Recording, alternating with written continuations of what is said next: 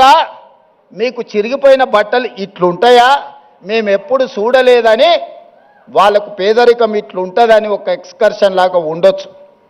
ఒకప్పుడు Britain prime మినిస్టర్ని, ఇతర ప్రైమ్ మినిస్టర్లను ఈ రాష్ట్రానికి తెచ్చినప్పుడు మా పాలమూరు పేదరికాన్ని చూపించడానికి వాళ్ళని అక్కడికి తీసుకొచ్చేటోళ్ళు.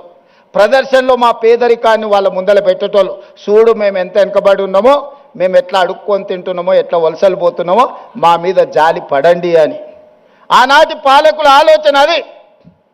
ఇతర దేశాలకు వెళ్ళి వచ్చినామని చెప్పుకునే వాళ్ళు మేము గుంటూరులో చదువుకున్నాం, మేము పూనాలో చదువుకున్నాం, మేము అమెరికాలో చదువుకున్నామని ఉపన్యాసాలు ఇవ్వడం ద్వారా సమాజానికి ఏం చెప్పదలుచుకున్నారో నాకు తెలియదు. కానీ నేను స్పష్టంగా గ్రామీణ ప్రాంతంలో వ్యవసాయ కుటుంబం నుంచి వచ్చిన నేను ప్రభుత్వ పాఠశాలలో నేను చదువుకున్నా, ప్రభుత్వ కళాశాలలో నేను చదువుకున్నా. నాకు భాష గొప్పగా రాకపోవచ్చు, కానీ ప్రజల యొక్క మనసును తెలుసుకునే విద్య నాకు వచ్చు.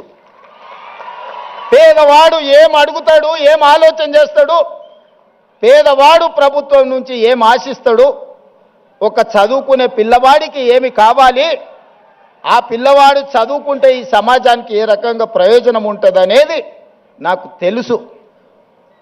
అందుకే ఇవాళ ఎవరు వచ్చినా, ఎవరు ఎన్ని రకాల ప్రాధాన్యతలు ఇచ్చుకున్నా, మొట్టమొదటి ప్రధానమంత్రి పండిత్ జవహర్లాల్ నెహ్రూ గారు స్వతంత్రం వచ్చిన తర్వాత ప్రధానమంత్రిగా బాధ్యతలు చేపట్టేటప్పుడు మహాత్మా గాంధీ గారిని కలిసిండు. బాబూజీ, నేను ప్రధానమంత్రిగా బాధ్యత తీసుకుంటున్నా,